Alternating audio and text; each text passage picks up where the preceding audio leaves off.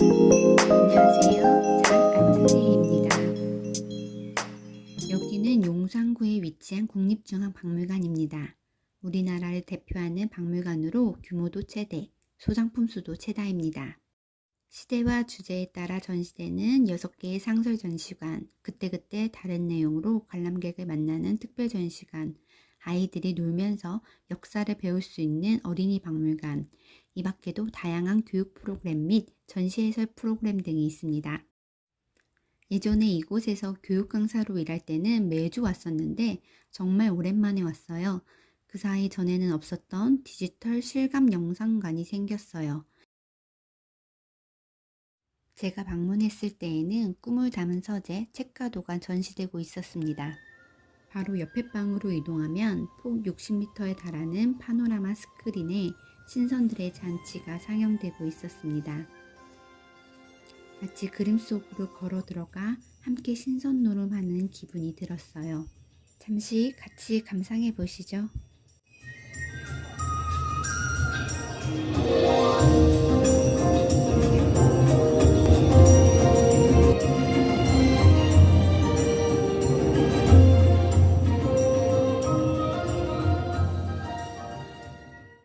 제가 국립중앙박물관을 찾은 진짜 이유, 바로 김홍도의 풍속도첩을 보기 위해서랍니다. 미술에 관심 없는 분들도 다 아는 이름이지요. 니들 철이와 미애라고 했나? 홍도와 윤복입니다. 홍도와 윤복이.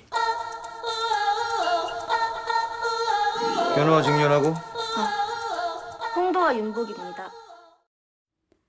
현재 국립중앙박물관에서는 조선시대의 풍속화가 김홍도의 전시가 진행 중이에요.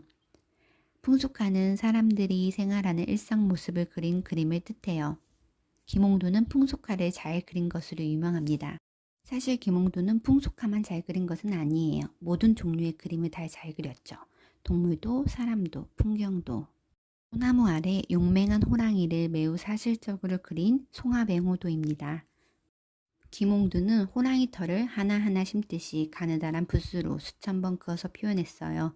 호랑이의 빳빳한 털의 촉감이 생생하게 느껴지시나요? 노란 고양이가 나비를 놀리는 모습인 황묘농접, 싸움개를 그린 투견도, 자그마하지만 김홍도의 모습을 엿볼 수 있는 단원도, 김홍도 작품 중 유일하게 단원이라는 호가 등장한 작품입니다.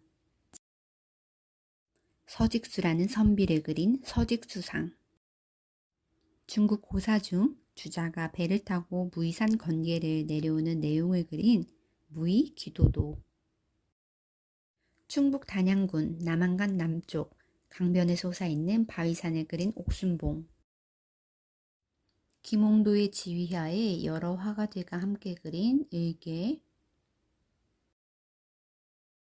그리고 탱화까지 김홍도는 정말 모든 그림을 잘 그렸네요. 김홍도는 1745년 영조 21년에 태어났어요. 출신 가문은 원래 무반이지만 중인으로 전락한 집안이라고 알려져 있어요. 어디에서 태어나 언제 죽었는지는 정확하게 밝혀지지는 않았어요. 그는 29세에 이미 당대의 화가 중 최고 많이 그릴 수 있다는 임금의 초상화를 그리는 어진 화사가 됩니다.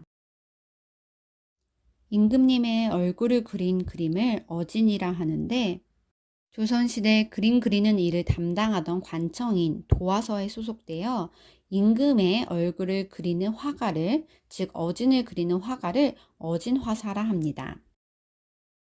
가로 세로 30cm 미만의 공채 크기만한 단원 풍속도첩에는 25점의 풍속화가 있어요. 이 풍속화들은 김홍도가 매우 공들여 그린 그림이 아닙니다. 그림들은 아주 간단하고 간결하죠. 화려하게 색칠을 한 것도 아니에요. 그럼에도 불구하고 어떻게 우리나라 풍속화를 대표하는 작품이 되었는지 살펴볼게요. 첫 번째로 살펴볼 작품은 씨름이에요. 우리에게 매우 친숙한 작품 중 하나지요. 오늘은 인물 하나하나 자세히 살펴볼게요. 입을 크게 벌리고 큰 소리로 환호하는 관중. 씨름 경기가 진행된 지 꽤 시간이 지났는지 얼굴을 괴고 비스듬하게 누워버린 구경꾼. 양반 체면을 지키느라 부채로 얼굴을 가리고 있지만 저린 다리는 어쩔 수 없었는지 다리 한쪽을 쭉 내밀고 있는 남자. 이 와중에 긴장한 듯 입을 일자로 다물고 유심히 씨름판을 쳐다보는 사내. 벗어놓은 옷값과 신발이 미루어 볼 때 다음 출전을 기다리는 선수인 것 같네요. 씨름의 승패는 상관없다는 듯 아예 등을 돌리고 엿을 팔고 있는 엿장수 소년. 화면 정가운데 씨름판의 주인공인 두 선수가 보입니다. 경기를 위해 한편에 신발을 벗어두었네요. 그런데 신발 한 켤레는 집신, 다른 한 켤레는 가죽신이네요.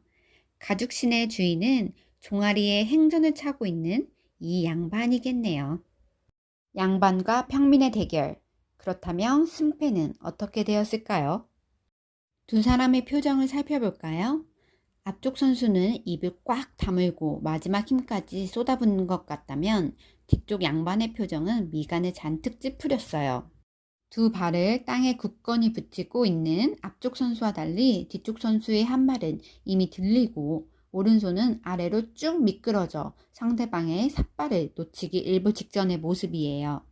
결과는 평민의 승리겠네요. 김홍두는 이 순간을 놓치지 않고 아주 생동감 있게 표현해냈어요.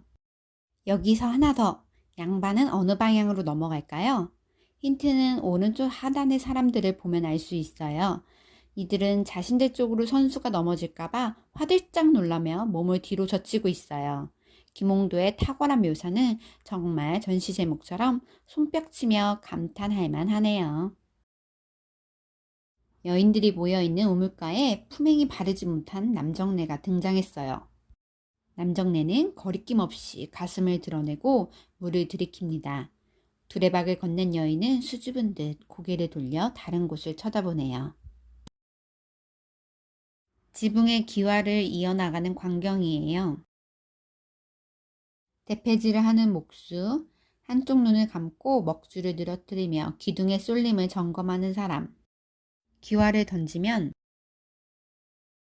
지붕 위에서 맨손으로 기와를 받아내는 일꾼 등 다양한 일꾼들의 모습이 보입니다. 식사 중인 일꾼들의 모습, 돌아앉아 아기에게 젖을 물리고 있는 아낙의 모습. 그런데 밥그릇의 크기가 보이시나요? 엄청나게 큽니다. 임진왜란 때 기록된 세미록에는 조선의 일반적인 성인 남자는 한 끼에 7포비 넘는 양의 쌀을 먹는다라고 적혀 있어요. 이것은 현재 먹는 한 공기의 2배 정도 되는 양이라고 하네요. 주막 모습을 그린 그림에서도 엄청난 밥 공기의 크기를 다시 한번 확인해 볼 수 있어요. 신명난 춘마당이 한창입니다. 북, 장구, 피리, 대금, 해금 연주자들이 둥그렇게 모여 앉아 연주를 하고 무동은 두 팔을 휘저으며 흥겹게 춤을 추고 있습니다. 피리를 부는 사내의 볼이 터질 듯 부풀어 올랐어요. 김홍도는 춤추는 아이의 옷선을 다른 이들과 구분될 만큼 진한 먹으로 그려 강조하고 옷에 초록 색깔을 더해 더욱 역동적이게 그렸어요. 찡그린 훈장의 얼굴, 쪼그리고 돌아앉아 울고 있는 학동의 모습, 킥킥대며 웃고 있는 주변의 학동들, 익살스러운 서당의 모습입니다. 냇가에서 빨래하는 아낙네, 이 모습을 몰래 훔쳐보는 선비, 해학적인 김홍도의 그림, 더운 듯 윗옷을 벗어던지고 별을 터는 사람들과 곰방대를 빨며 이를 감시하듯 지켜보는 마름의 모습을 그린 벼타작. 활 쏘는 법을 장정들에게 가르쳐주고 있는 군관. 지금까지 조선시대 다채로운 삶의 모습들을 김홍도의 풍속화를 통해 만나보았습니다. 이제 5개의 구멍에 실을 깨어 책을 만드는 우리나라 전통 재봉 방식인 옷침 안정법으로 단원 풍속도첩을 만들어 볼게요.